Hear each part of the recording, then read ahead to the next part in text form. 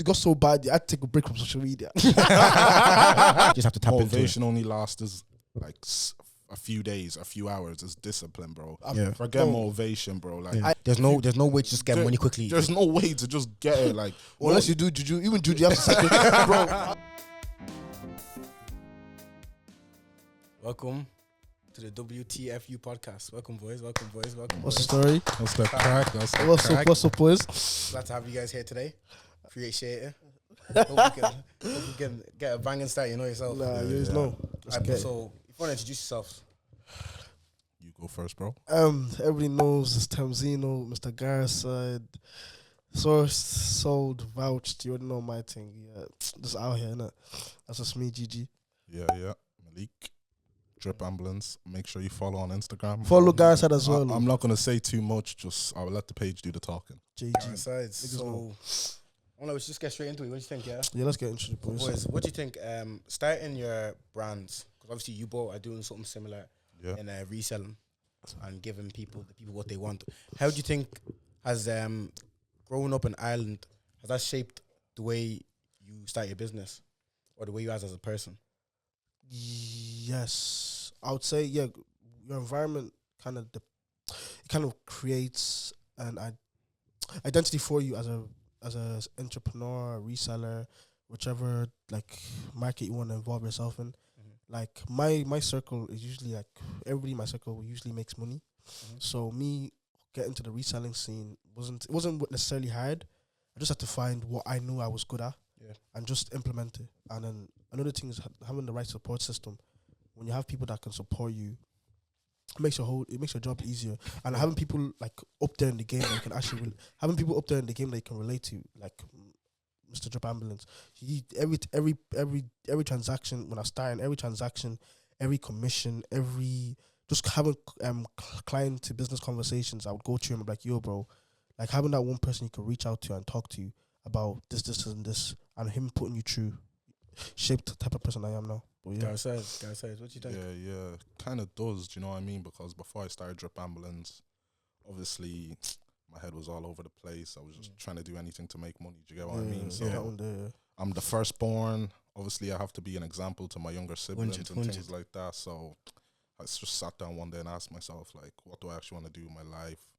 Do you know what I mean? Like, is all this way you're making money, like, it don't even last, you know what I mean? It's coming in so fast, like, it's going out as fast, you know what I mean? So I just got into reselling, do you know what I mean? So, like, even the game itself, like, I'm not as consistent as I was before. Yeah. But it's not like I lost my passion. It's just like, I never really seen reselling as something I wanted to do long term. Like, is that something even though like some people from the outside would see it as like, oh yeah, he's doing his thing, blah blah blah. Like, I'm just that kind of person who has a lot of goals I want to achieve. So I just see the reselling thing as just like a foundation of getting my name out there, like building trust with different people. Do you get what I mean? Because like if I can sell you something for 500 euro and you trust me with that, like in the future, if you're looking for a car, if you're looking for a house, if you're looking for something that I have, you're going to be able to trust me with that money. Do you get what I mean? So I just see it as the foundation of like building a good name. I agree with Bells, man. I feel like I feel like I'll say boy, I'm not sure about the girls, but every boy gets to a point where like you actually have to sit down and be like, what do I actually want to do in my lives? Because I think we're forgetting that us men, we're providing and protecting. 100. See what I said? Provide and protect. You cannot just protect, you have to provide. And how you provide and protect is very key to your family and to your future. If you don't have a good financial base or foundation to provide and protect your family, you are not, I won't say you're worthy enough to be the man of the house. But you're not doing your job as a man. Yeah, you're not doing your job as a man. It makes you incompetent. So one thing my dad will always tell me is that if you don't have a steady foundation, like if you cannot keep a 9 to 5, and how to explain it? If you can have a consistent 9 to 5 and you can make the 9 to 5 money, then you're cooling. If you're trying to branch out, you have to have something that if everything falls apart, you need to have that something that rock foundation. You need to have that foundation that keeps you there, just to ensure that nobody's lacking, rent is not overdue, groceries are still being paid, your baby kids are still getting sorted out. Do you get me? So you need to have that foundation. I feel like everybody needs to come to that point where they have a conversation with themselves. I'm like, what do I actually want to do? How do I actually want to make money?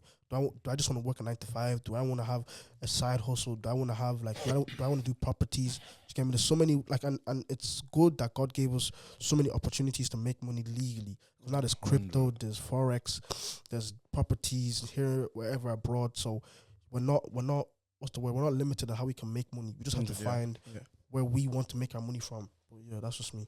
Yeah. And like, what challenges would you guys have had starting up? Support. Yeah. Not even, bro, because like I just think that's the biggest thing, like in Ireland, that people tell themselves, no one is supporting me, Ireland this and that, but like the support's gonna come when you're consistent with what you're doing. Do you get what I mean? Like, why are you waiting for people to support you, bro? Like you need to like do it so they can support you. No one can support you if you don't believe in yourself. Do you get what I mean? So it's just about showing up, being consistent. But to touch base on the question, it's just like the biggest struggle that I faced starting was like just learning how to deal with annoying customers. I'll be honest, like that one. And it's like, it's not annoying because like at the end of the day, you want to make money and people are going to have to ask you 21 different questions and not buy. And that's just the game, innit? But like just learning how to deal with that, like always trying to answer every question, even though if the sale's not going to go through, like you still have to like, it's almost like you have to lower yourself for the customer. Do you get what I mean? So you have to put yourself down there. The customer has to come up there. Do you know what I mean? Because like even with this page, like I've tried to do with other people, blah, blah, blah. But like one thing some people don't do is like, if I'm going to meet a customer, I hate leaving the customer waiting. Like I don't like that stuff. Like I just like punctuality, being on time. Do you know what I mean? Just like being serious. So like some people, like the customer could be waiting 5-10 minutes and you're just like, bro, like this is a business. Like I'm not going out there shotting you an 8. Do you know what I mean? Like leaving you waiting. Do you know what I mean? Like, 100. Trying to verify if you're good, if you're do good. you know what I mean? So you actually have to be punctual. So yeah, like just trying to work with different people that are like the same wave as you, like that have the same mind as you. Like that's very hard because like some people won't see the vision that you have in your head and they're just gonna be like, why is this guy telling me to do this, bro? Like it's only making chicken change. Like, bro, I can make more profit doing X, Y, and Z. So yeah, bro. 100. And I get that. And I know because from interacting with the two of you, I've seen from your side when the stupid customers, you put it out there straight. Like, I don't like when you do this. And I think that's something that's also needed because I know a lot of people, when they have businesses, they don't like to keep it real. I think it's an issue when these resellers are like, okay, I'm okay with you doing this, I'm okay with you doing this, but you're not actually okay with it. So if you're not okay with it, it's better to just say it out straight and keep it at that. Because I've had experiences with resellers where I want to get something from you and I'm waiting for you to even reply to me. And it's like, do you even want the money? Because I'm paying you. Like, do you get me? Do you want the I am that reseller. I'm paying you. Sometimes because I don't think like a lot of people understand you as resellers, bro. You're forgetting that, cool, you want the good, but think about the amount of people too that want the exact same good. So imagine I'm giving 90 people the same price.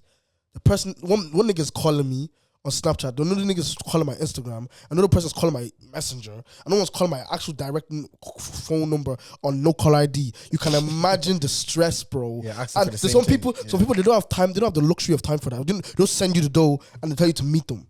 Out straight. Yeah. And the another thing is like, people need to understand, I'm one human being who goes to work, who goes to college, who does reselling, who also has his own life. Do you get what I mean? Yeah. And I'm not even trying to say this to be the smartest, like just to be smart or be cheeky or anything, but like people have to understand, like I'm not a full-time reseller. I don't sit on my phone 24/7 waiting for people to text me. Do you know what I mean? So like, it's not personal. Like it's never personal. It's just business. Like, it's just business. Yeah, no cap. So in the next 10 years, are you seeing yourself doing reselling, or are you seeing yourself doing reselling at all, or is it there another profession you'd like to do? And then reselling could be something on the side, or do you even see yourself in that space at all? Reselling, I'll be honest, I feel like, nah, not for me. Because what I study already is a big course, especially probably not here, probably like abroad. Like I study business management and corporate law, so now I have two diverse career paths I could go on. I could be a business manager. That's where the entrepreneur, the sole trader, all that comes in. Business manager, whatever. And then there's the corporate law. So I could be an attorney. Do you get me? For businesses and stuff like that. So I'm still deciding. But in terms of reselling, probably not reselling. But if I was to do a business, I could do like okay. So I won't resell, but I could be an export. Yeah. Do you get me? I feel like, especially the older you get, I think that's the easiest that's the easiest way to just, if you want to keep your reselling hobbies, that's the easiest way to go about it, being an importer exporter. Yeah, but reselling also can be B2B though. It can get to a bigger stage where you're reselling for a bigger company. You could be reselling for someone. It's not, reselling doesn't have to be as in just I'm selling to one of my boys on it. Do you get me? It doesn't have to be that thing. It can be I have a high someone high up there that wants to get some, and they they know they can get it through me. That's also something that you can do. Do you see yourself in that space? If I'm being honest, probably like doing it on the side, like probably tickets, or like, you know, like if I have a bit of money lying around, I'll just buy tickets, sell them. But like, just the thing about reselling is like you're dependent on a stock, like not stock, like a pair of shoes, an item to sell for you. Like that's what you're dependent on. Do you know what I mean? So like in 10 years time, do I really want to be? Bro, you want to do much more with your clothes? Do you know what I mean? Yeah. Nah, like not really, bro. I'll be honest. 10 years from now, you want to do much more with your money, man. Like I'm done, bro. I don't want to have, like the way he said, lying around. I'm not trying to have money lying around, because if I see money lying around, I'll go and buy a LV top that I don't need. You get me? Fair. Like I'm gonna buy Gucci belt that I don't need. So what I want to do is that the cash that I have in my pocket is the cash I'm willing to, the liquid cash I want to be able to keep in case of emergencies. Because I feel like that's another thing. That's why a lot of people get into debt and all, because they don't save for the rainy days. Rainy days, people think it's just when you lose, when you have no money. No, rainy days is when you get stolen, you get robbed from. Do you get me? And people don't understand reselling, bro. I don't think people clock here just because we get the product, so it doesn't mean we get the money we want. A lot of the time we have either compromised our prices, a lot of time we have dropped retail price. Even sometimes when we're doing business to business, bro, we're dropping our price just so that you can take the product off us. And there's times where I'll have tickets for the day. I'll have like 3 standing tickets for, let's say, Akon or something, and I need them gone. I will sell them at €20 pop just because I don't want them. Yeah. And these are the same tickets I bought 2 months ago for €80. Yeah. So it's a case where people don't understand, the way it looks like we're winning, not all the time we're winning. You're working. We're working and we're losing money. So there's a lot that goes into that people don't understand. But like I said, if you want to get into the reselling life, just join the game, and you see how if you have the right boots and you're fitting, bro, it's not for everybody, bro. Especially the mental drag, bro. Because imagine now, Bells will tell you about the mental drag, bro. You order an item, you order an item today. Next week Monday, the guy is asking, "Where's my item? Where's your item?" Now you forgot that you ordered the thing, you're now going on post, making sure the thing is still coming and all, bro. People don't understand, man. Reselling's not for everybody, though. If you have the mental stress, bro, just wake up, man. But bouncing off that rainy day comment you made, people not saving for the rainy day. Do you think that's a problem within? Do you think that's a problem within a certain community, or is it a problem that you've noticed a lot of people have? I wouldn't even say it's community. I would just think it's like just people in general. Do you know what I mean? Because like, who actually taught you how to save? Like, do you know what I mean? More time. Some people, like their parents, they seen their parents growing up struggling, so like they didn't get the stuff that they wanted when they were younger. Yeah, so they just like, buy it when they grow and they get a bit of money, they want to splurge. Work a summer job, they're just spending that money because like, I just feel like even when I started doing reselling, like I don't really like designer stuff. Like I wouldn't be big on my designer. Like I wouldn't go buying it. Like it's fresh and all, but like that's not my main goal. Is buy designer. Do you get what I mean? Because at the end of the day, you're gonna wear it once or twice, and you're not gonna wear it again. Like if it's crazy, I mean? If you look at all the resellers that you have on Snapchat, you know a lot of them don't wear the designer drip niggas that they need. Exactly. I know niggas that right now they can send me 1.2 to go and do an LV shop out. That even me, the reseller, I will not sniff in it. Do you know what I mean? Like so, I it's weird. Like you, the person you're buying it off wouldn't even wear it yourself. Yeah. So, but at the end of the day, each to their own. Just me personally, I'm like Bells. I wouldn't walk into an LV store and spend two racks. It doesn't make sense, bro. Like I could do how many track, and I'm a tracky person. I just when I need to, bro. I'm a tracky person. 9 times out of 10, if you see me on the road, it's tracky or cargos at best. Even jeans at mauve. But more time, it doesn't like. That's why it's weird. That's why our generation is so weird, bro. I promise you, the average guy, you give him 5 racks. I'm telling you now, he's gonna buy 10 crates of fast gas. He's gonna buy a couple, bro. He'll have 2 dingers he does not need, and then just have money to spend on drip. That is it. And it's sad because if you check it out, a lot of the times I'm not wrong. All these boys that you see at Vela, bro, I'm not here to judge anybody's thing. No. I'm just saying that it's just kind of sad still because I jam. I'm not involved. But we get like like not everybody, but it's just something that it's just alarming sometimes. Like niggas are ready to they make 1.2, and the first thing to do is buy a designer to impress you. Like, obviously, I get people have their own like acquisitions and their own like, you get me, their own thinking, but that's just not a bit of me. So I also think that that's engraved in someone as a human, because once you make money, you want to spend it naturally. Do you get what I'm saying? As in, naturally, if I get paid on a Thursday, I know I get paid on a Thursday morning. On a Wednesday evening, I'm thinking, yeah, boys, there's tickets to a concert. I'm there. Do you get what I'm saying? You're thinking, okay, I have this, and this that I want to buy. Naturally, I want to buy it. It's a discipline within you that would have to say, okay, look, I have other things that I need to plan for in the future that I can't spend. But naturally, as a human, I think it's different, because a lot of people would think that what they're doing now could be like sustainable, or what the business that they have now is sustainable. So I know even if I spend money today, I can save next week. Yeah, I think that's the problem with some people, that what they're doing isn't that sustainable. And I feel as sustainable as they think. And I feel like when it comes to saving only applies when you're looking for something else to look forward to. Mm-hmm. Do you get what I mean? I wouldn't spend the money I need today if I'm buying an Audi A3 2010. Yeah. If I make 5 racks today, that's going straight to my savings. Because I'm already anticipating a car I want to get.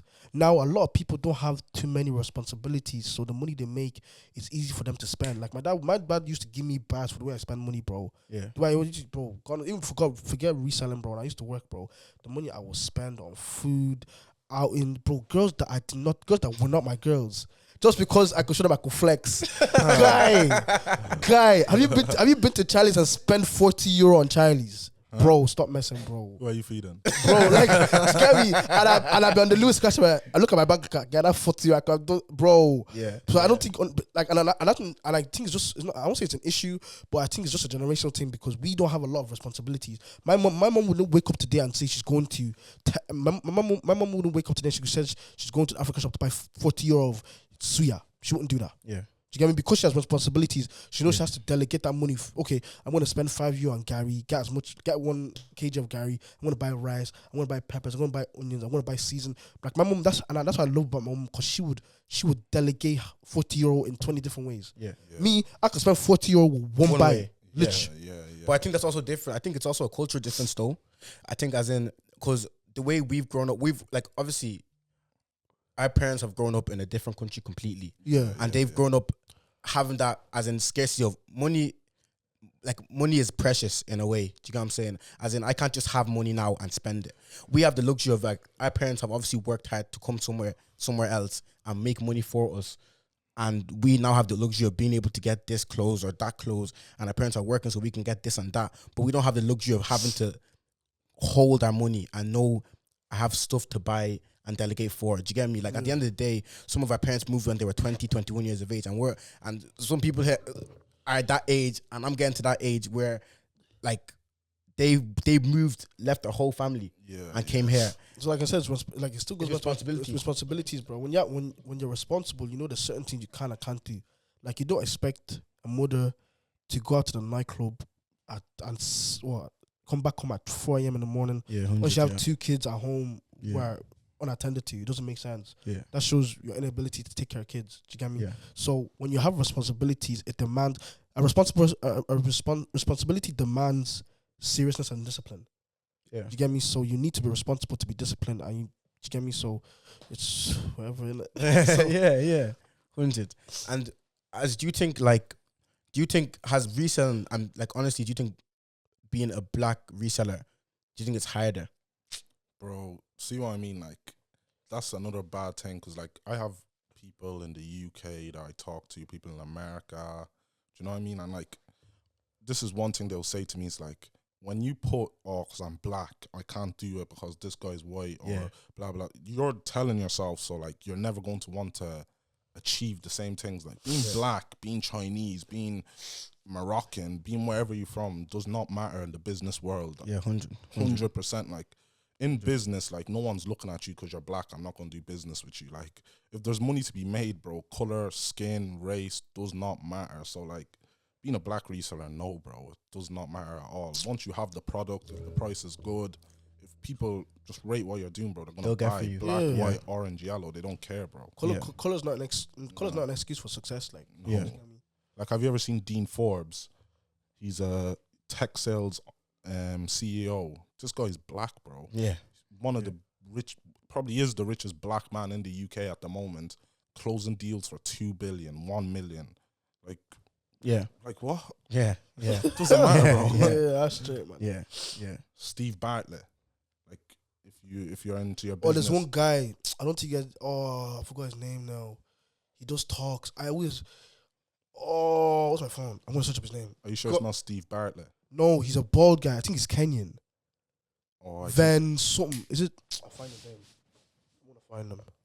I saw one of his videos now. Oh my days. See him, black guy, but bro, the way he thinks, you wouldn't think that.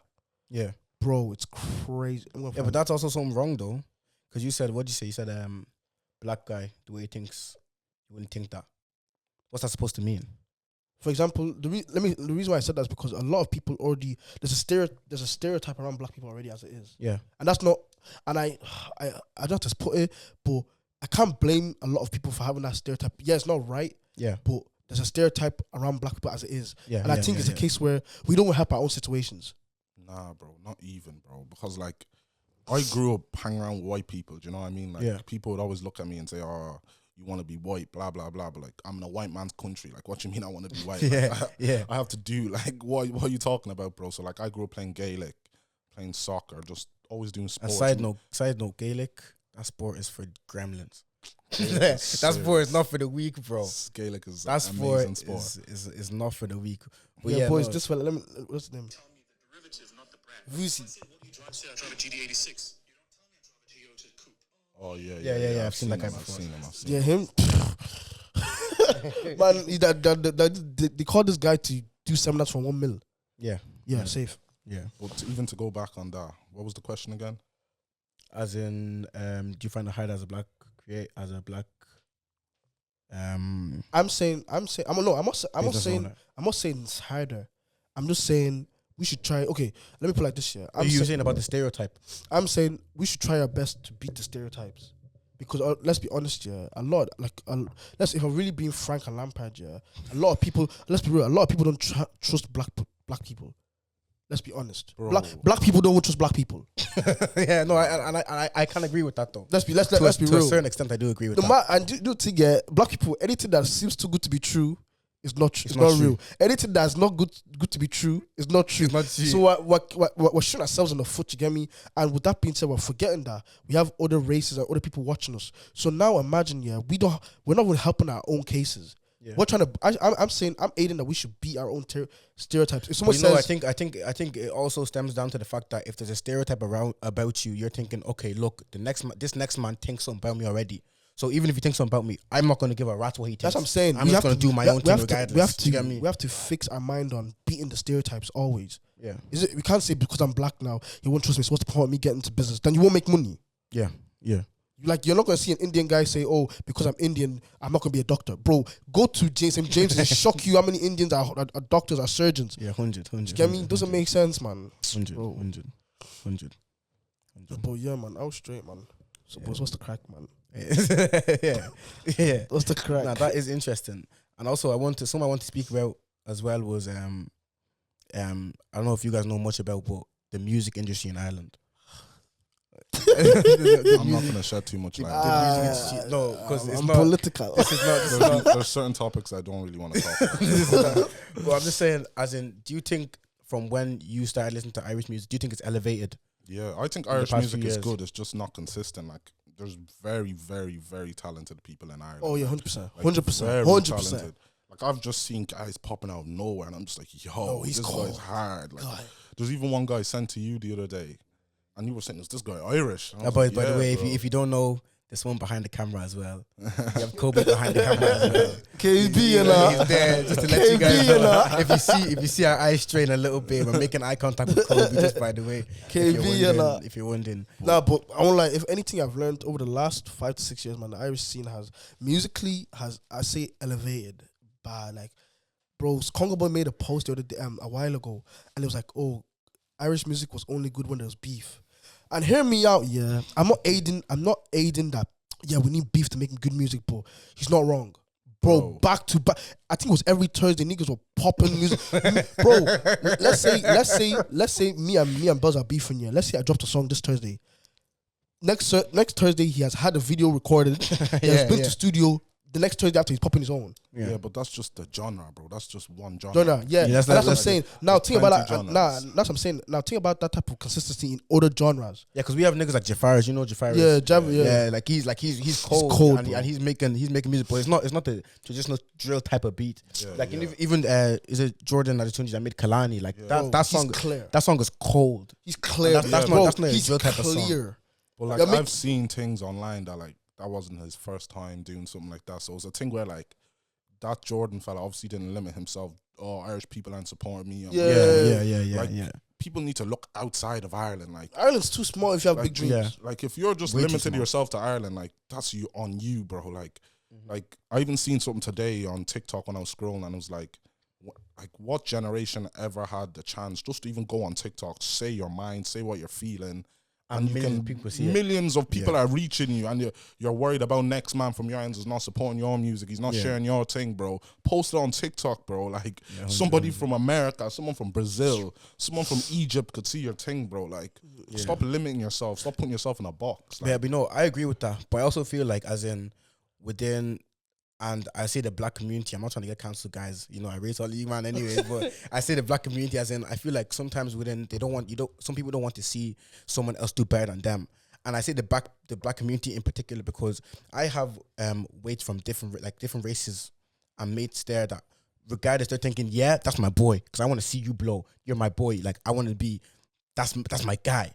I feel like sometimes niggas are like, okay, bro, we're doing the same thing and you're doing it better than me, so I don't want to see you succeed. I can PM you, I can tell you, yeah, bro, I'm proud of you, but I'm not going to post it because I don't want you to do better than me. I think that's an issue that's there as well. That's just life, bro. That's in every community as well. It's not just the black people. It's just because we're black and we're seeing other black people doing it, bro. White people It's do that it's as well, everywhere, like, man. Everybody wants to be the top dogs. do you know what I mean? Like, and even at that's like saying like, oh, you have friends that are supporting you, bro. Trust me, man. Some people will show you that they're supporting you, but trust me, bro, they don't have your best interest at heart, bro. Like it's all fake love. One thing I have to learn. One thing I learned over the while is that support is not, yeah, bro. You're good, bro. I think I'll be honest. I think support is where you're bringing up my name in conversations I'm not even there. Yeah. For example, we're talking, Enny, you're good at your podcasting. Don't worry, you soon blow. But now you leave the room. They talk about podcasts or upcoming podcasts. You're not bringing my name up. That's not. I don't think that's support. 100, bro. 100. If I can be in a totally different space, not even thinking that Bells could hear this conversation 2 years down the line or whatever. I'm speaking with Mark Zuckerberg. He's looking for people into tech, and I can't bring up my own boys. I don't think that's supporting. Yeah, 100. Like I have friends, that will share my thing all the time. They'll say, "Oh, bro, I rate your thing," but on my life, I will see them going to next reseller, buying off next reseller, Post for more for more expensive, and I'm just like, Gara guy. I'm just laughing in my head. I'm just like, see what I mean? Like, it's not everyone that actually shows you love that actually has your best interest. You know what I mean? Like, some people are just leeches, bro. So they're just gonna pretend they're showing. So when you love. blow, guy, like, so when I you know. blow, I always knew knew you were gonna blow. That's my guy, man. Fly, man. Bro, wake up, man. Yeah, they don't mean that. It's crazy. It's actually crazy, bro. But again, you can't blame them because what my dad told me this thing that what are bees attracted to? Light. So whatever is shining, whatever looks nice, people are gonna want to get a hold of. So you have to let them. Well, within reason, but you can't stop them from trying to leech onto greatness. Yeah. Do you get me? Yeah. But yeah. And I was gonna say, do you think there's any big mistakes you've made up to your business? As in, is there anything that you would have looked back and said, nah, I would have done that differently? Or are you okay with everything you've done so far? Nah, I think it's I've a made lesson. a big mistake. So one time, there was a client and we had a bit of miscommunication on Liverpool tickets. So he was looking for a game. I'm pretty sure it was Liverpool Man City. But like, honestly, I didn't think he asked for the game. But like, obviously I was compromising. I was saying, listen, because he had his flights booked, everything. I was like, yeah, I'll get sorted. Then obviously I was talking to a few of the resellers about it. And they were like, if you're 100% sure, like, yeah, do your thing, blah, blah, blah, blah. But obviously I told this client, like, listen, so like everybody knows, football tickets are not cheap. Yeah, so like, they're not if we're talking about a game, Man City and Liverpool, bro, like That's easily $4 a pop. Yeah, £4 as well, bro. So that's like something euro. Do you know what I mean? So it's not really cheap. So obviously he's like, I told him like, all right. So sometimes when it gets closer to the game or on the day of the game, people aren't selling their ticket. They're just gonna drop the price because they want to get rid of it. But like, when there's certain games on, they're not dropping. No price drop because everyone's going. If you buy a ticket, you're going. Everyone's going. So this client flew over to UK for the game. I'm still trying to sort him the ticket. He's there day of the game. So I was like, and then I was asking my guy for the tickets, yo bro, like, what are we gonna do? And he's like, listen bro, the price are not dropping. So I told the client like, yeah, the prices aren't gonna drop and all. And then he was like, okay, listen, I only have like €300. Can you pay the rest? And I was like, yeah, no problem. And he was like, but you're gonna have to pay me back that €300. I was like, yeah, no problem. So I told him, like, I gave my word that I'm gonna pay you back your money, innit? Yeah. Like, even though I didn't think you asked for that game, like, I remember posting a specific game, you swiping up to my story, do you know what I mean? You like, want that game, not that game, yeah. Like, it's not, like, even if he sees this or anything, I'm not bad-mouthing you or anything, but, like, I'm not a fool, do you know what I mean? Like, yeah. Like, and I don't forget things as well, so. Especially when there's money involved. So it's a thing where, like, I was 100% sure, like, you did not ask for that game. That's impossible to get that game for that price that you're looking for. Yeah. Like that's not possible. But anyways, I said, yeah, bro, I'll pay you back. And then it came to actually, I paid him back like a bit of the money, and I owed him like a bit more money. And I don't scam people, by the way. Yeah. Before you guys say, oh, I'm not buying off him, blah blah blah. I paid the guy back in the end, but like, it was just a thing where like, when I didn't pay him back, after that guy, you know, like, guilt was just eating me inside. I just felt so guilty, even though like it was like a bit over 200, 300. Yeah, I was just like, oh, that's coming out of my pocket, like, do you know what I mean? But at the end of the day, I paid him back because, like, it's just better to I'd rather lose a bag but have a good name. Do you get what I mean? Yeah, so, 100. Yeah, bro. It's just sometimes you actually just have to stick to your word, even though it might cost you some. It's just better off at the end of the day. Like the Bible talks about how a good name is better than gold and silver, innit? Yeah. Well, going back to what he was saying, I had a guy. Obviously, I do tickets in it, and obviously, sometimes when I see a nice price, my eyes can wander. So I had one guy who was giving me tickets for just a little bit under retail, and I obviously the first couple of transactions were good. I was like, this is my guy. I bought tickets off him. Let's say it's worth more or less 4 or 5 bills. 6 bills, maybe I reach. My people that don't speak code bills is hundreds. Yeah, so let's say 4 or 5 bills is 4 or 500 euros. Let's say like I bought like, let's say €600 worth of goods sold over a period of time. Bro, if you know, innit? Only for the concert to come up. I'm at the concert as well. Everybody scan their tickets. Decline. Bro, they said, can I see a ticket? Me, I was like, yeah, go. Bro, I was, because them ones, you know, you sell people tickets, and you see them about to enter your gas. Yeah, Gara. Bro, I stood behind one of my customers, guy. I said, delete your thing and go and reinstall it, guy. And the next thing you know, it's not working. I'm looking at myself like, damn, I'm a retard. Now, that I'm seeing one in front of me, my phone's, you know, ones on the day it's the worst. Your phone will go off. Yeah, my phone's going. I'm getting 3-4 calls from different people at the exact same time.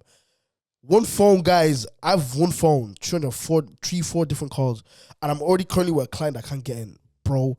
If you saw the stupid, bro, even my own personal ticket, bro, that I bought for myself, guy, I didn't get in. I said, yeah.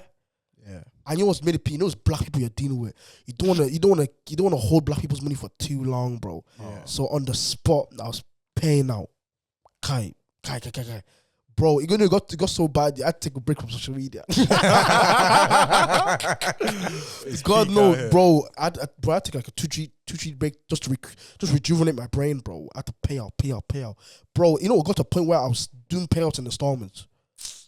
It's real. Like, and that's the thing. A lot of people will never see that because I post source and sold green tick, bro. It shock you. For me to even get the parcel to you is a struggle, bro. But I can never. And one thing I will say is that who you vouch for or who vouches for people you work with, be very, very careful. Yeah, because you don't know. You might just walk into a forever debt. You don't even know.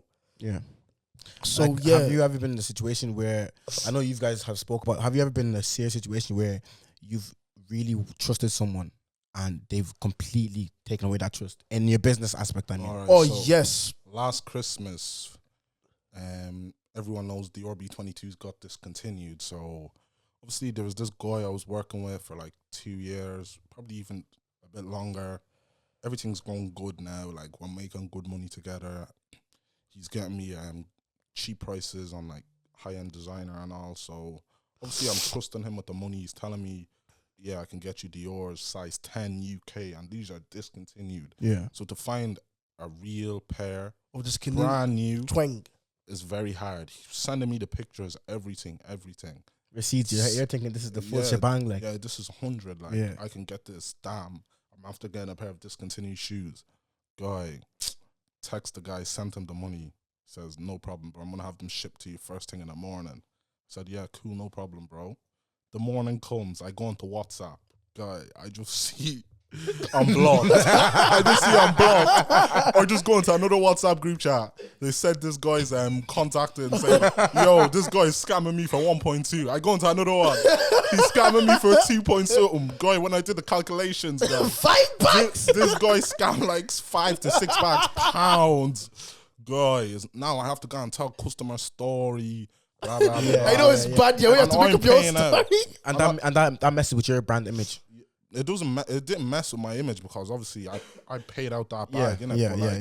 Guy, it's annoying, like, because you're actually trusting these people that you're meeting on socials. Like, this game is so you're scary. not meeting them eye to eye, and bro, someone could just wake up one day and say, listen, like, people trust me, I can shag you. Like, they can abuse that trust, you know what I mean? So that's just the scary part. Nah. Bro, trust the niggas, man. I know it is, yeah. You know pain. You know what's more painful, yeah? As the niggas you've worked with for time. Yeah. Bro, like, you could have chosen any time to shag me. I just shagged me with discontinued Dior's, bro. Before Christmas, bro, in December, bro. Guy, I almost shed a tear. I almost shed a tear. I was damn. The next question, I want to go into more of the business side of it, as in, like, more into your personal business. But how do you find people that you personally can trust then in that scenario? Like, now? Without giving away you guys' brand secrets and your business secrets, but how do you find people that you can trust? Okay, before I used to word of mouth and then vet. Yeah. That's what I was saying. You want to work with me, Gara, say no more. I'll text bells. You didn't know this, brother. If Bells don't know you, which I don't know you, don't be going. But now, like, we have a more narrowed, like, there's a big network. So if we don't look the part, I'll just send a picture of your thing into the group. Like, yo, bro, anybody notice you? If I heard too much story, yeah, thank you, safe. That's it, bro. Not more, not less. Yeah, would that be around the same? Yeah, bro. For you too? It's also a thing where, like, guy, if I don't trust you, I'll ask you, can you meet up in person? Do you know what I mean? So, like, that's another thing. Sometimes you actually have to let people abuse the trust, even though it might cost you something. But, like, at the end of the day, you've lost out on, let's say someone scams you 500 euro. That's them gone out of your life. Yeah, 400 or 500 euro. Do you know what I mean? So, yeah, bro. Sometimes, like, it's a risk. Everything's a risk. Like. Yeah, and sometimes like it's worth it. Yeah, it's worth it to know that I know who I kind of can't trust at this point. So even if I lose that money in the future, that could save me more money. Yeah, that's the concept I don't get though. But like, man, just said for chicken, because you know, to a lot of people, 500 euros chicken change. Yeah, bro. Yeah, so but to a lot of people, it's not though. Yeah, which is fair. 500 euros money that people work for. As in, you're working 3-4 shifts in a week, and you're only getting 500 euros. That's some people's life, you know. So like, that's not small money. No. And I get what you're saying, but I'm saying, like, imagine, like, you woke up and be like, I want to steal 500 euro when we have made like 10 racks together. Yeah, but bro, trust me, the way some people like, think it's different. I generally, like, if it was a bag, okay, you had to pay rent or something. But five bills, bro, we have made like 10 racks together. Yeah. To me, it doesn't make sense, bro. Out of all the money you can steal, it's 5. Bro, you could have asked me. Yeah, but you know that's the thing. That's you as a person. Yeah, and your morals don't align with what they're doing. Yeah, but some people, they're more like morally they're not aligned. Do you get me? So to them it's like, okay, that 500 euro. I won't lie, to me, you only want 100 euro, so that 500 euro I don't care. Yeah. Do you get me? It might not make sense to you, but to some people they just think in a different way than you could ever think. 100%. I don't know, because I'm not in that industry, so I can't really say. But like, from my experience of working with people, I think it can be really finicky at times, because I could text someone out thinking, yeah, I'm trusting you with so and so. Even if I have someone just to hold something from me, like, oh, bro, like I could have my cousin in England, I could be like, oh, could you do you have anyone that can hold this for me a parcel? Because I know if I import it to Ireland, the tax could be something crazy. And I'm trusting you with that thing, and next thing you know, it's gone. And I'm like, how can I even know personally that I can trust anybody at that point, you know? Because there's been times I've known people for a long time, and I'm trusting you with something, and I've known you since I was a youth, and next thing you know, you're telling me story, and I'm thinking to myself, who can I even trust? Yeah, but you can't paint everyone with the same brush. You know what I mean? I'm just a firm believer of like letting people abuse that trust. Then I can know what to do. Yeah, Because like if you're going into that mindset of, oh, I don't know who to trust, I can't trust nobody. Bro, you're just putting yourself in a box. You know what I mean? Like if you want to grow, bro, like you can't put yourself in a box. You actually have to let people abuse that trust. And sometimes you have to let people think you're stupid. That's another thing. And like, it's even what's it called? It's even a thing where like, bro, like, yeah, it might cost you, like, it might hurt you, like, oh, I trusted this person, they abused it, but like, eventually, like, when people just start doing wrong, you're just gonna look and say, it is what it is, brush them. That's you. Bro, that just tells me as much as I need to know about your character. Right? So sometimes, like, just don't take everything personal. That's one thing I've just learned over the past 2 years. Like, nothing's ever personal. Like, at the end of the day, like, somebody could do you wrong, but like, you don't know what they're going through at home as well. Like, oh, it's not like you can't like be the main character of everyone's life. This person done me wrong. Oh, blah blah blah. Like, you're not the main character of that person's life. Like, you know what I mean? Like, they're putting their self first. Like, everyone's always gonna put their self first. You know what I mean? So it's a thing where like you can't really take everything personal. Like, people have other stuff going on as well. Like, somebody could just like, let's say you're doing business with someone his family is sick. Like, he could rob you, like, you know what I mean? And it's not, and he's not seeing that as something deep, everybody has a price tag. Like, all it takes for somebody to get rock bottom. And do you get me? Then you guys what people can actually do for money. Do you get me? Yeah. And do you guys? I know another thing is motivation wise to keep your business afloat. Do you think motivation is something that you have to find, or do you think everyone has motivation? No. Just have to tap into it. Motivation only lasts like a few days, a few hours. Is discipline, bro. Forget motivation, bro. Like, I hear what he's saying, but I don't even think so. I think motivation is let's do it. Discipline, let's do this every day. Yeah. Passion keeps you doing it for a longer period of time. Yeah. If I genuinely love the fact that, oh, you come to me, I sort you out, you're happy, I'm happy, I make money, you get your product on a regular basis. And that's how application is what keeps you going. It's the passion that keeps you going. Like, you're not gonna. Why do you think Ronaldo's still playing football? If you think it's about the money, you must be stupid. It's not even the money. It's like he loves kicking ball. Out straight.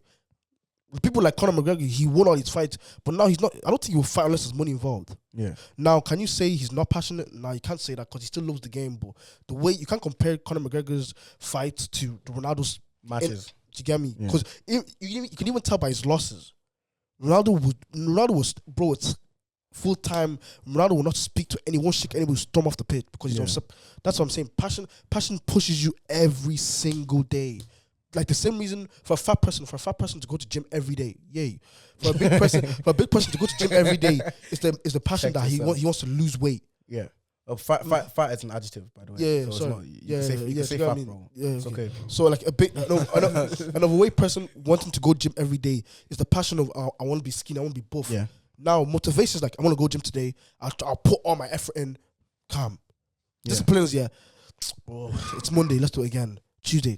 I don't want to do it on Wednesday, bro. Let's just do it. Passion, bro. You get to a point with passion. You push yourself when you don't want to. Yeah. Do you get me? And do you think you are passionate about what you're doing?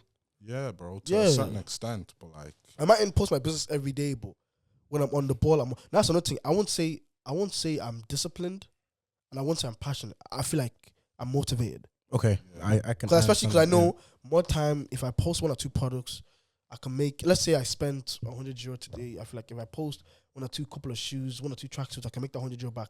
Yeah, that's usually how it is. But for some other people, they have a passion for reselling, and I actually applaud people like that. Like now, like you see VBN and Abdul, they have shops. Yeah.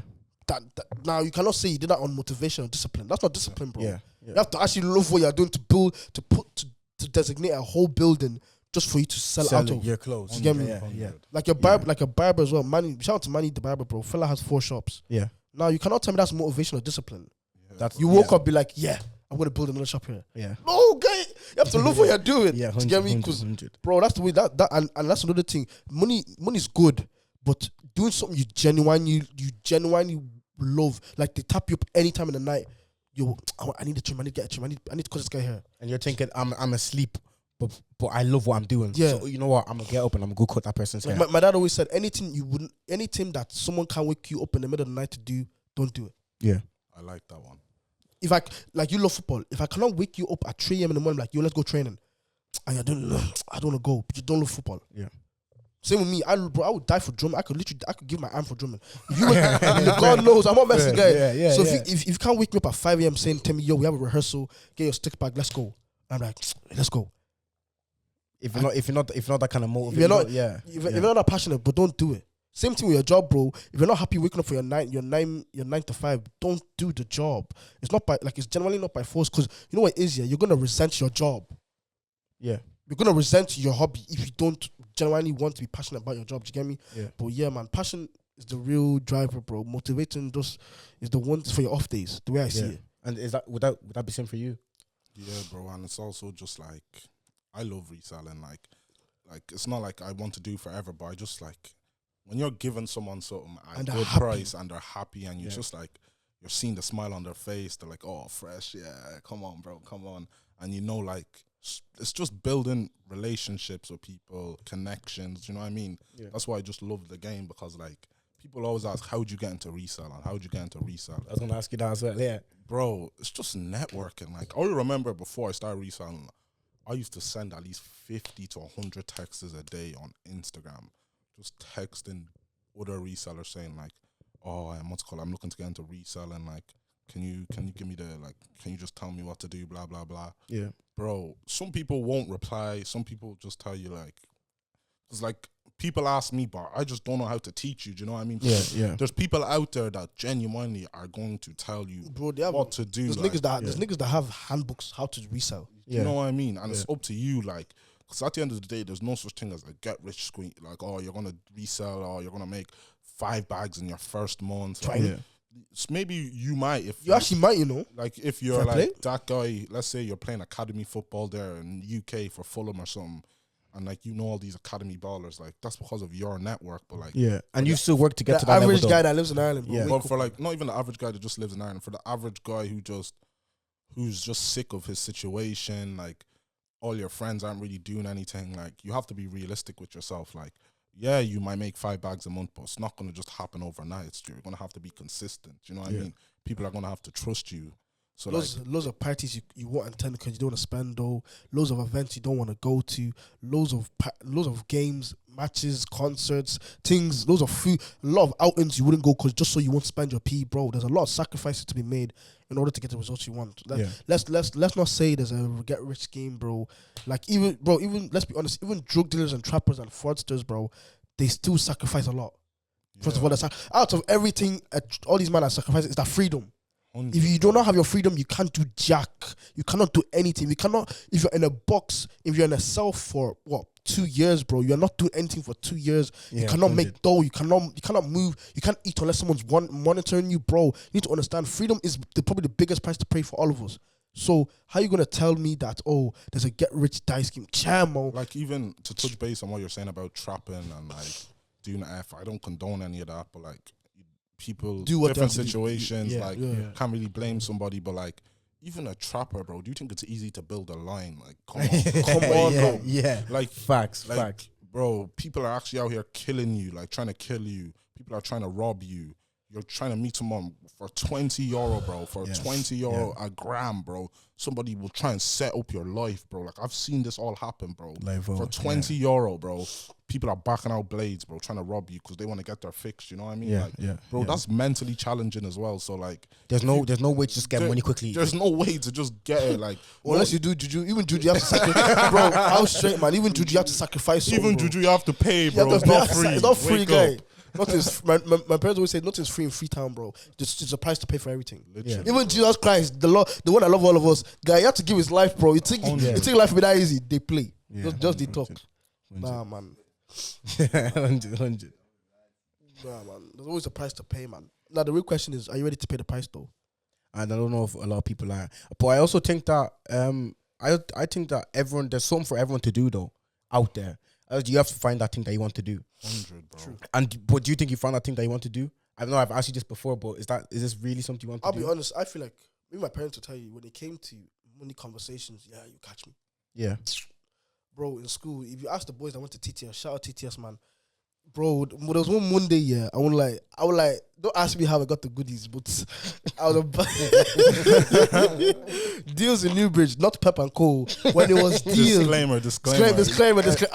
Allegedly. Bro, when deals was deals in Newbridge, niggas know. I'm not gonna mention set, man. Let me not spoil that thing in it. But let me say me and a couple of the guys. Like this around 7 a.m. just before breakfast club. You would borrow stuff from. We would borrow stuff. Yeah. Bro. And I promise you, I would go there with an empty school bag, and I come there like Santa Claus. My bag was to the brim, to the boys. You know, it got to a point where I would borrow stuff. Yeah, I can't put my hand carry like this. So you knew it was bad. But anyways, what was I saying? So I'll borrow stuff from deals, whatnot, and I'll bring it to my locker, stuff it, bro. It got to a point you couldn't see my books.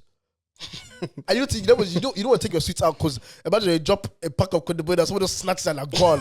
Man. That's cash loss, bro. That's 150 gone. So that was you have to use the same copy for the rest of the day to get me or borrow books. So got to a point one week like this, I stacked, bro. Haribo, Kinder Bueno, Skittles. This when Jawbreakers was still a real thing. Jawbreakers, flipping Hubba Bubba, bro. Niggas know Hubba Bubba. No niggas know Hubba Bubba, bro. So there was one day I was going to my locker and I said to some of the boys that were up at all, I'm not gonna mention names, yeah. Like, yo, bro, you hungry? I was like, yeah. I was like, oh, I have a couple of sweets there. Next thing you know, they came to me. Yeah, I know black people. They always before you sell it to anybody else. Yeah, they want to get that side. You get me? Yeah. So I was like, oh, tell me what's in your locker. I was like, I got Kinder Bueno. What you want? He goes, I was like, how much do you have? He goes, I have a tenner. I said, listen, I'll give you a good deal. I gave the guy the deal. Yeah. He took his sweets and he left. I put my money in my pocket. I'm about to walk off. I seen 6 man.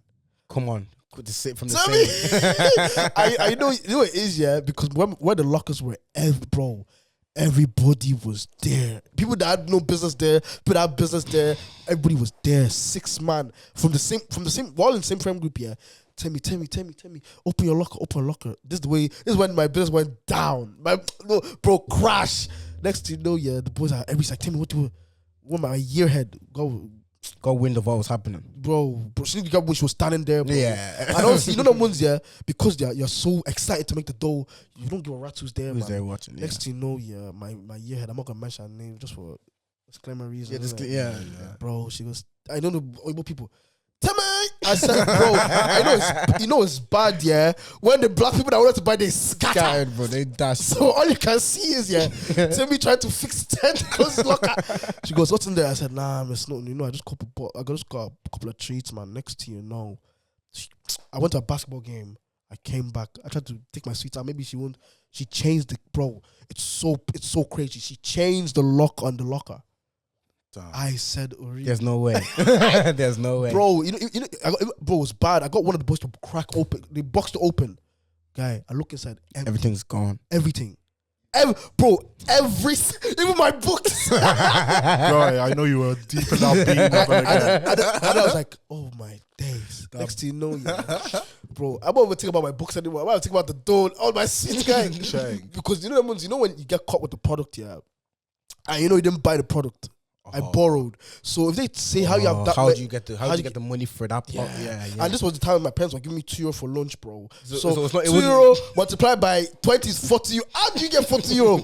So calm. Then that was that year. Calm. Next thing you know, 2 days down the line, my dad gets a phone call. He goes, "Yo, tell me your yearhead. I don't know her. Said she wants to talk to me about something." Like, yeah. Don't mind that. She's not serious. Next thing you know. And then my dad clocked on. He was like, why is Timmy telling me not to mind her? Yeah. He goes in. Next, you know it's bad when they don't even tell you your parents is in the building, but they announce you to come to the. Yeah, continue. Bro, that's not. No. But that's if they like you. The receptionist does not like you. Your full government, bro. The government has no one in the database. They'll find it. Tell me, Lolua. No, you have to meet this one. Yeah. You can't go about there. You get me? Tell me Come to the office, yeah. And then my French teacher, Miss McGovern, she was like, do I leave my bag? She goes, bring her bag, take her bag. Take your bag. She even knew She knew what's up, yeah. Calm. Now I get to the front office. I'm seeing my dad. You know That's what's up. Just giving you them eyes. Next, you know, I see my ear head pop out, grabs both of us, she puts us in the office. The sweets that I hid on Wednesday or something, today, that day is Friday. Yeah. She, in a lady bag, dropped on the table. She goes, "Oh, tell me, care to explain this?" I said, "Yeah." Well, I was like, "Well, you know, it's just sweets, man." She was, my dad goes, and my dad said in Yoruba, "Timmy, how much?" I was like, "Daddy, I can't remember. I don't have the receipt." I said, "I don't have the receipt again." Though. And then what you call it? And then obviously, you know way people make it seem, man, like, oh, Timmy's buying and selling in school and all. And then she was like, you know, it's so crazy. If it was rubbers, pencils, it's something that I could reason with. But bro, boys, I'm over messing. 10 packets. You see Haribo there? 10 packets of Haribo and all. Bro, God knows I was a bad guy, man. I felt like Therese St. Patrick, bro. I would dish, I'll close my locker, I'll go, bro, if you need me, just text me, guy. Then, obviously, we had a conversation. I got suspended for like a day or two. Calm. I don't think, it was weird because usually when you get suspended, yeah, I'm more expecting the licks of life. Yeah, when you get home, it's when I got home, my dad sat me down, I was like, so you like making money? I said, yeah. He goes, you know, there's two paths you could take. It's either now, you start selling, you know, pharmaceutical pharmaceutical goods, or you could actually be a legit guy. I was like, which part do you want to take? For those 2 days, yeah, I was just writing up business plans. Yeah. I was straight. What I want to do? Do I want to get into digital wear, clothes, shoes? And that's where Garaside came from, actually. Yeah. Well, obviously, this was 6th year. So that was 5th year. I was 6th year. I was focused on my leaving cert. It wasn't until I got into college, and then Clavish was on, and then all the boys, you know, when you're in college, my neighbors talk about, oh, what's the next move? Because everybody should go out together. Yeah, come. So then, so this is my story for how I started. Yeah. So then, straight up, a little bit going back. Yeah. And then, they were saying, let's go Clavish. I don't know who's this brother. Who's this Clavish brother, man? I don't know him. Calm. I go on Ticketmaster. I'm seeing €17 ticket. I check my account. I'm seeing €200. I said, 17 times 10. I said, if I can get like 5 tickets, hold it for the day, sell it for €40. That's what I got. Give or take €43 profit. So calm. So do what I did? I bought like 10. 170 left my account like and this. you're €3 left, and you're thinking, okay, I'm broke now. I'm broke. But I have 10 Clavish tickets. And you know when because I used to buy weekly tickets to uni, yeah. But you know you have to what's the word? You have to try catch those direct trains so they don't catch you. That's what I was doing. That's what I was doing for 2 weeks, guy. So cool. Clavish came, yeah, and I waited for Ticketmasters to sell out. You know, once you sit patiently, because you know, I just sat there like this, and then I posted 5 Clavish tickets, and then bro, and I know it's bad, yeah, but I know some guys, yeah, allegedly. They use your desperation against you to buy it. Yeah. So if you really want to go to Longitude, I have a last minute ticket. You want to go, you're ready to pay any amount. I will make sure you pay any amount. So niggas are saying to me, I'll send you €50. Oh, bro, send me your iPad. I'll send it to you myself, guy. I mean, bro, I'm not messing. I sold Clavish tickets that was €20, rough or take, give or take, for €40. That's double. Yeah. I'm like, yeah. I told Bells. Bell goes, It might be luck. Try again, yeah. Chris Brown came. I had 300 in my account. And the tickets were like €80, €90. They were kind of expensive. So I just got 2. No, way more expensive. I just got 2 Chris Brown tickets, yeah. And I knew it was bad because I used to go to Bells for everything. When Bells came to me, Bells goes to me by accident. I don't know, but if you can get me 2 Chris Brown tickets, because I promise you, it was an hour to the event. Yeah. And transfers, like, I don't think you're allowed to transfer. Yeah. So I was on my way back from uni. Bells is calling me, goes, yo, Timmy, I know you just terrible, but any chance do you have tickets? I'm like, what tickets are you looking for? Chris Brown. I said, wait a minute. I go to my phone, like, yeah, I have 2. And then I said, what's the side? He goes, oh, but the guy was €500. Send that thing over quickly. Sent that shit quickly. And I was like, Bells was like, nah, you're cool, you're guy. Yeah. And I was like, nah, Timmy, you're guy. And I was like, yeah, okay, let me actually take this serious. And ever since then, man, obviously God's grace and all, just been. That's what Garaside, yeah, bro, man. 100.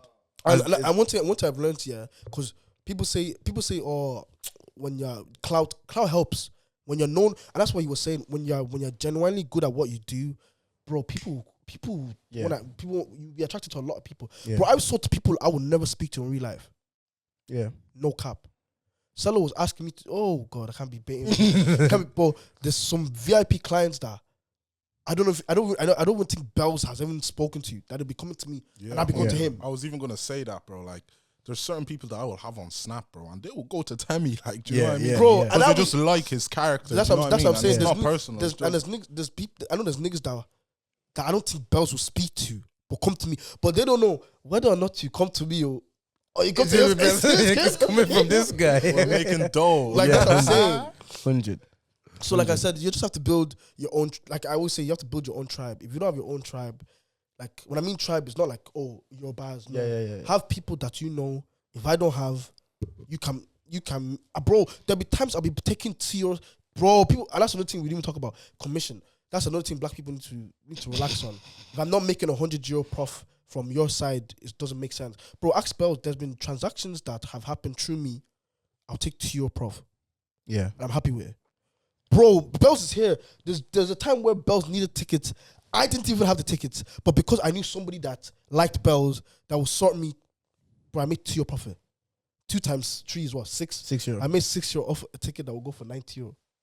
But because I know we got the deal, we got the job done, I'm happy enough with it. Yeah. Some niggas don't like that. It's either I'm getting the full 90 or you're not getting anything. You're not getting anything. Yeah. But as I said, people don't understand. Yeah, a lot of my work is commission based. You do, and you won't even know you won't even know I'm taking side. That's how it should be. But niggas are now crying over, oh, you didn't ruin my €20. But you know, I don't like if Bells decides to send me prof, I'm okay. Yeah. If I can sort him out, because that's the thing. People don't understand. Yeah, people are only thinking about the now. Yeah. I would sort Bells.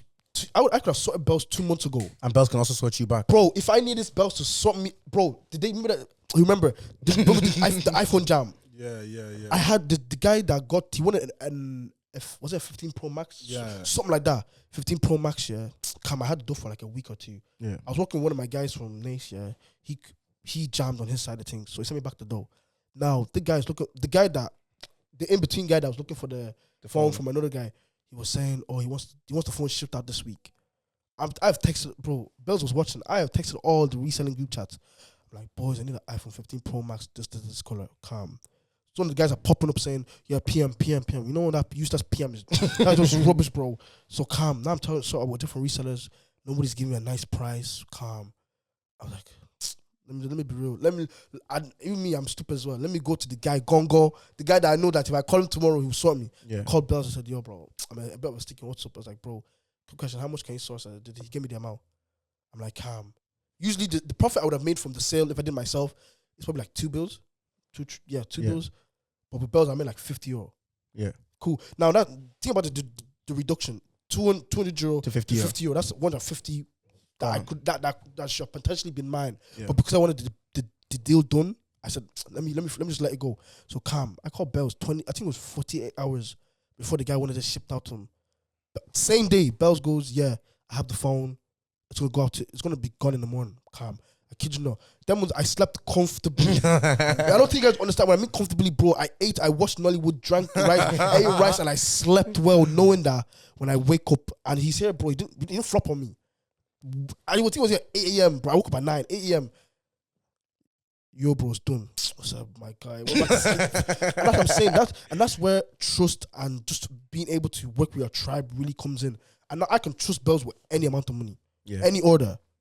If Bells is looking for a ticket and I genuinely don't have him, I'm not gonna flay him and be like, yeah, bro, don't worry, give me another week. No, bro, I don't have it. If I don't have it, I don't have it. I'm not gonna waste your time, waste my time as well, trying to prove to you that I can be Gara. Because you know that's another thing with Gara people. It's not all the time you're gonna be Gara.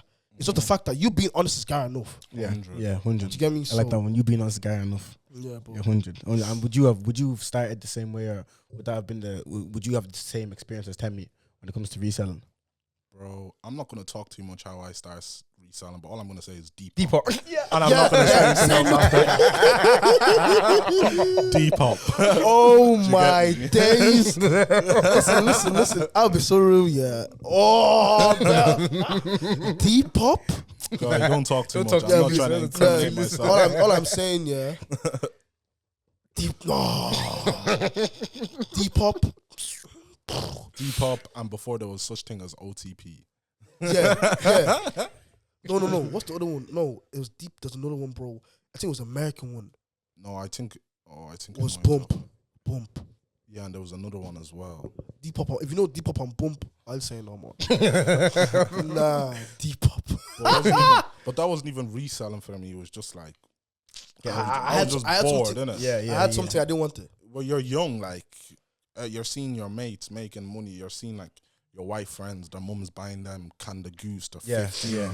You're asking your mum for Air Max 90. She's trying to buy you the Harachis downstairs. You know what I mean? So like, They want to have the bubble all the way around the ticket. Yeah. So like, you're gonna want to like. Vimp a check. Just made me hungry. It just made me hungry to make my own money. Do you know what I mean? And like, obviously, like my grandparents in Nigeria, they sold clothes. You know what I mean? Like, you know, all this material.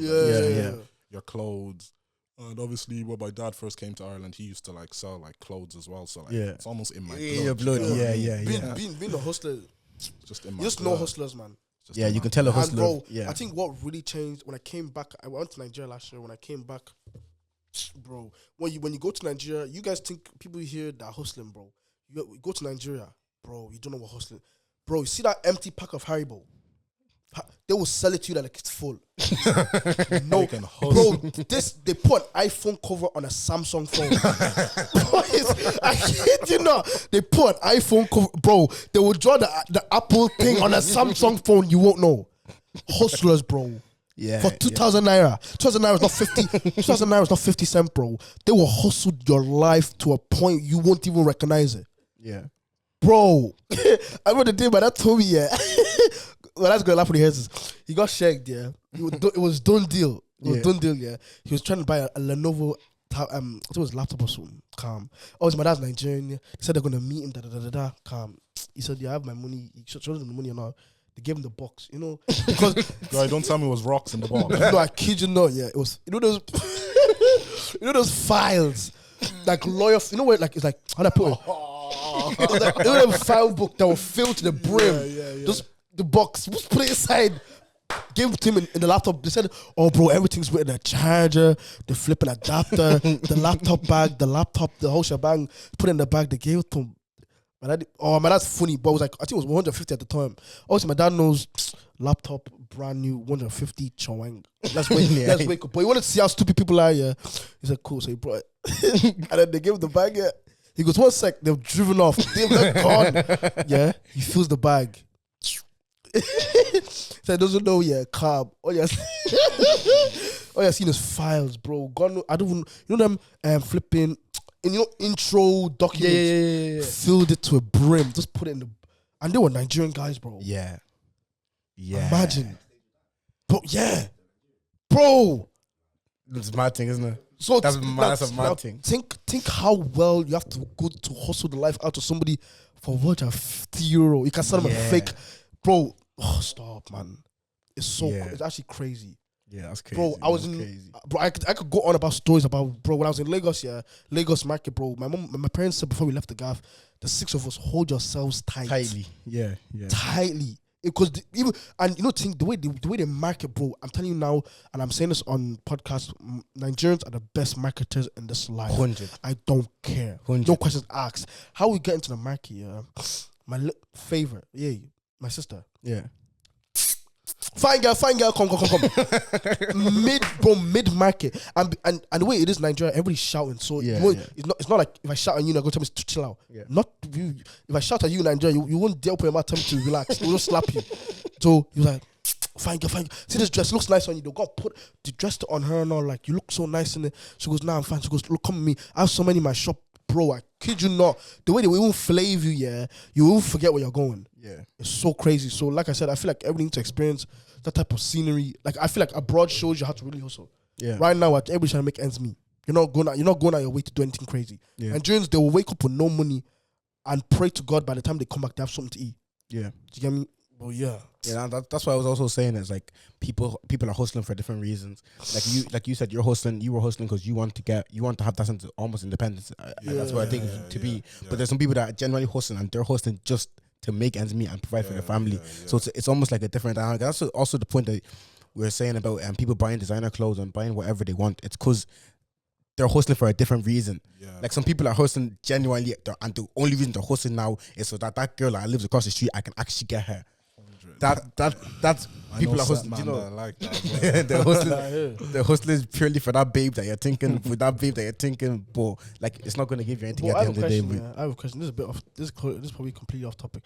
But do you actually think designer gets the babes? No, you don't think so? I don't. To an extent, yes, because like there's materialistic girls. Yes, I was gonna say that you don't. Like, designer get the girls you don't want though. Yeah, but like a real girl. That's a word. Designer gets the girls you don't. Designer gets the girls you don't want. Nah, that's a bad. Yeah, bro. That's a bad. Like a real girl. Like I don't want to sit here and talk about girls because that's not what we're here to talk about. Yeah, that's but political. Like, very political. At the end of the day, like if you're looking for a real girl that's gonna be with you through thick and thin, bro, she don't give a shit about your designer. 100. There's guys out here that are going to club, getting tables, getting everything, chatting to girl in the club for next man to pull up in one 2010 Golf and he's taking your girl in that car, bro. Like it's not about your design, it's about the motion. Yeah, it's about yeah. That's I just want to because I've heard too many stories where niggas will spend stupid money at clubs, buy tables, and then not go home with the babe. Like to me that's just stupid, bro. Yeah. Grinding is hard, stunting is easy. Yeah. Facts. But do you what would I even lost what I was gonna say, but do you think that would be one of the biggest distractions, girls in general? For you personally, as in, like, do you think girls would be a major distraction, or is that something that you've grown up to be like, you know what? as I said, I'm not trying to say too much light on that. No, but I'll be honest, I don't think girls are a distraction. How you prioritize where your priorities lies, where your heart is, that's where your priorities lie. Yeah. So if girls are your main, something's wrong. Like it doesn't really make sense. And again, like the bells, like we always say, be realistic with yourself, man. If you know you're trying to make $1 million a day, you won't have time to be flavoring chicks on FaceTime. Yeah. 1 sec, yeah. I actually screenshot this today, and it says my girlfriend is an addition to my life and my goals, not a distraction. Guys get. I'm a bad reader. Yeah, you're good, bro. But listen. Guys get with a girl who demands plus takes and has little benefits outside sex. Life should be easier with your girl. Business should become easier with your girl. If it's the opposite, she's obviously not the one. And then someone commented, I have seen many guys lose sight of their goals with the wrong girl by their side. It's not easy to do, but you've got to know when to cut ties. So like 100%. Girls can be in distraction 100%. and they can be a blessing. Do you know what I mean? And so they can be an asset and they can be a liability. Yeah. Now what's okay? Now I know the answer already, but I want to see what you guys I want to see what your headspaces are. What's the determinant? Like what's the determinant?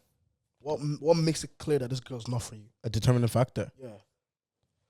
What's the factor that says you fly? Yeah. See, I'm young, so from the experience that I've had. just talk your truth. from the experiences I've had with different females, I'd say like one deciding factor is like if you have no aspirations in life, if you don't have a goal as to where you want to go, I'm just gonna look at you and think, like what are you actually here for? One thing I would say is like what Kobe always says to me is like, if she ain't speaking life into you, like Floyd, man, like 100. If your girl isn't speaking life into you, like saying like, oh yeah, you're a good guy, you can do it. Like if she's not trying to motivate you, if she's just like, oh, look at this bag on Instagram, like, oh, I really want it. And like, like she's trying to say bye. Like, you know what I mean? Like, mad, you're not even asking me how my day went or like, are you good? You know what I mean? And it's not like I'm looking for that all the time, but like, if I'm always the one that's like doing that kind of stuff, like checking on you, like buying you stuff and like doing things for you, and like you can't even do the little things like fly, man. Yeah, facts. I think mine is like speaking life. I feel like that's a good one. Speaking life into you. Yeah, speaking life. That's serious. That's a serious one. KD, you know. But I really mess with that, man. Speaking life, because I feel like if you can't have a girl that motivates, that makes you want to be a better you every day, it's not for you, man. Just 100. Like, don't get me wrong. There's always gonna be like, nothing is like just like relationships aren't always gonna be perfect. Like, perfect. You know what I mean? You're gonna have your inconveniences, like sometimes you're gonna have your disagreements, but like Do you know what I mean? Holding it Like, down for if one if that's just a consistent thing, and it's like you just can't get over it. Like, there's just obviously no So point. waste your time, man. Just lolly, just go home. Just go home. I'm straight. Just go home, man. It's not even worth it.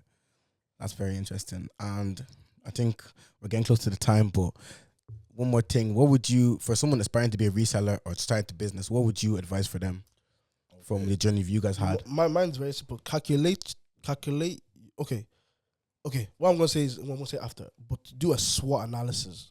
Yeah. Now, a SWOT analysis is simple business. Well, if you obviously don't do business, I'm going to tell you, SWOT analysis is basically analysis of your strengths, your weaknesses, your opportunities, and your threats.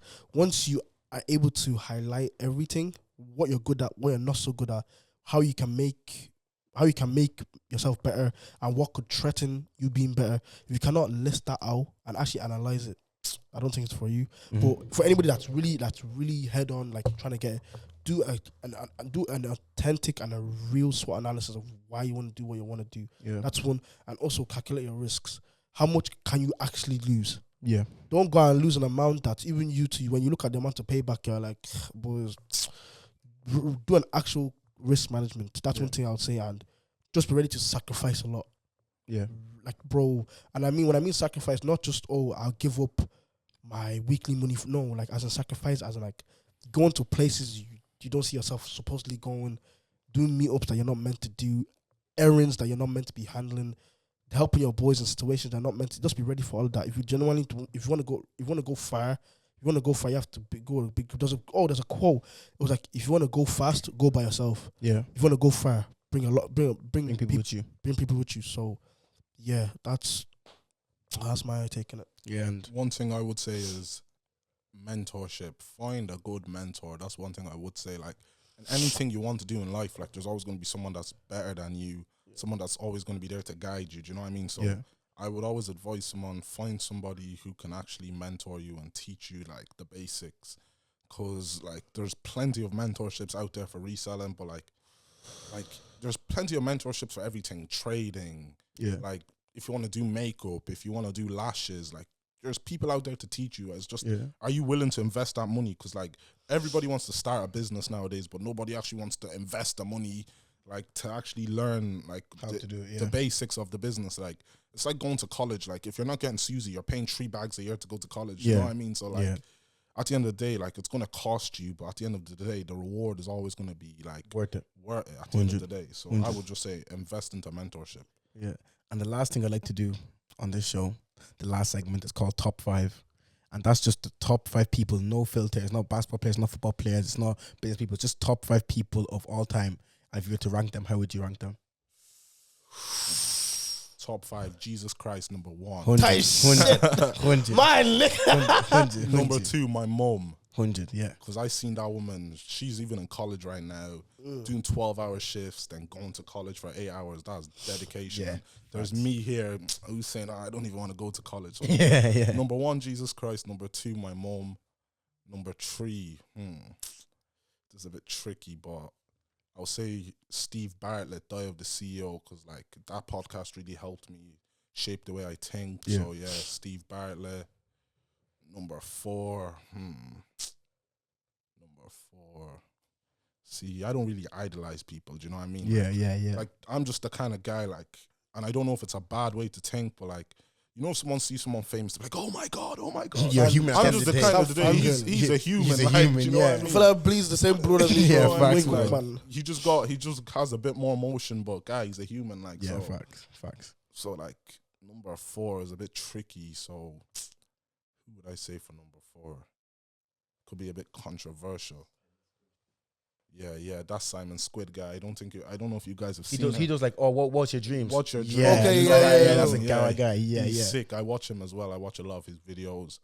And number 5, the last one. I would have to say, just give me a second. Boys, I don't know. Yeah, it's a hard one. It's a hard one. Number 5, myself. Yeah, myself. Woke. Myself. Facts. Garaside. Mine's like along the lines of his, but One, Jesus Christ, my Lord and Savior. Lord bless him. Do you know what I mean? But, Jesus Christ. Yeah, probably the most guys I know, man. I'm straight. Yeah. My parents, my mom and dad. Yeah, them two. God bless them, man. I'm straight, man. I don't like telling people God bless them because they just say child or whatever. But my parents, God actually bless them. They try, man. Honestly, my parents, my siblings, 3. No, I can give you family as 2. Okay, I can give you family as 2. Yeah. My pastor, my spiritual head, he's a man of very few words, but when he talks, he's gonna just impact you in such a way that you don't even know. Yeah. So 3, my pastor. 4, where's your head at podcast? Oh, bro, sick, bro, that podcast, bro. Bro, there's episodes I've watched. I'm like, why? I don't want this to end. Yeah, I'm straight. Yeah, you don't want this to end. I did not think like that. God knows, yeah. I'm leaving the comment podcast like, say swear. When I put it out there, they actually they're one people that made me want to do this right here. Bro, they just sugarcoat any like. Yeah, they say how it is. I think it was the episode with Goldie Dongo. Dongo. Dongo. I used but to. Dongo should touch this mic, yeah, boys. Because I used to think I was one of them guys that I'll just say whatever's on my mind and people just, when you meet them, you know who says on bro. Mind. Yeah. I thought I was one of them guys. I say whatever I want and go about my day. Dongo is the description of I say what if I speak, people will actually kill me. That's literally what it is. Yeah. But I'll say, I put Dongo and we should have podcast together. That's okay. Yeah, because that's fine. Yeah. And me, I'm Gary, my top 5. Yeah. There's no way I won't be my top 5. Yeah. 100. But yeah, I'm the GOAT, man. That's sick. So what about you? Who's me, your my top 5? My top 5 will come. My top 5 is a bit techie. Okay, I'll do one now. So it'll probably change every episode. But yeah, see, I'm not trying to cover. I'm not trying to go with the crowd. But Jesus Christ will always be number 1. Obviously, man. Jesus Christ will always be number 1. That's my guy, man. Number 2, my mom as well. My mom in particular, because I have a very close relationship with my mom. She's like my number 1 supporter. Like you see all this thing you're gonna see now. Yeah, if it wasn't for my mom, bros, I wouldn't even be doing it. I wouldn't even be anywhere near. So that's funny. My mom number 2. I'll say my mom number 2, siblings as well. Number 3. Number 3. I'm a big sports head, so I'd say Michael Jordan, as in, because I can respect what he does, not only basketball, but his way of thinking is like, no matter what I'm doing it to the best of my ability. Yeah, and that's the stage I want to get to in my life, where it's like, look, no matter what I'm doing, regardless of where I am, I'm going to be the best, and there's nobody on this planet that can stop me. And that's the level I think that he worked at, that level that he was like, you know what, that's all. It's actually not even easy.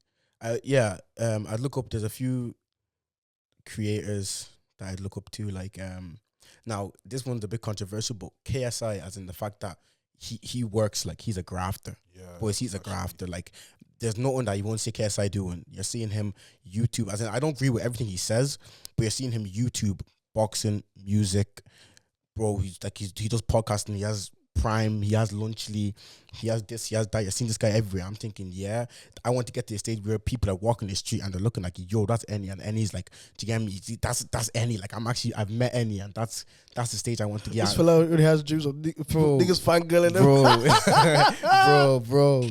bro. And thing, because my thing is I like content creation, so I'm not even in it from the fame, but this is something I'd love to do. So if it's something I'd love to do, I want everything that comes with it. Yeah.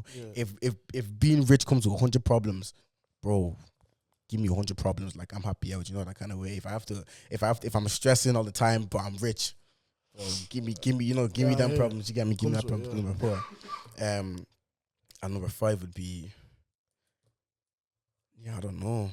You're not gonna put yourself on that list, bro. Do you not think you're the greatest? I think I'm the greatest, but I don't think I've gotten to a stage. Stage yet, bro. That's where it I starts. I haven't. I know. I agree with that, but I just feel like I need to get to a stage where I'm like, and you're top 5. And for now, I don't think I've gone to that stage yet. Fair. I don't think personally I've gone to that stage yet. Soon come though, by God's grace, soon come. I'll say, and you're number 3. You're number 2. Number 1, bro. Nah, Jesus. May the Lord forgive me. Let me not set you down, but number 1, I heard that. Yeah, so number 4, number 5, bro, I don't know. That one's interesting, but I don't know. Number 5, that one's hard, bro. That list is not easy, boys. It's not easy, bro. I think that I'll leave at 4 and then maybe next episode I can give top 5. But yeah, I think that's it, boys. That's good. I appreciate you guys coming on today. Thank you. It's good to speak because we don't get this opportunity a lot because a lot of our work is like on social media, so people don't actually see how we think and how we talk. So this is a good space, but very therapeutic as well. It's nice to talk. To talk. Yeah, has me wanting to start TikTok and just speak my mind. Yeah, facts, but there's no stopping you though. Don't get to it. There's no stopping you, bro. I appreciate that. Yeah, 100. I like that. Appreciate you guys coming on, and that's the WTFU podcast. Safe. Yeah.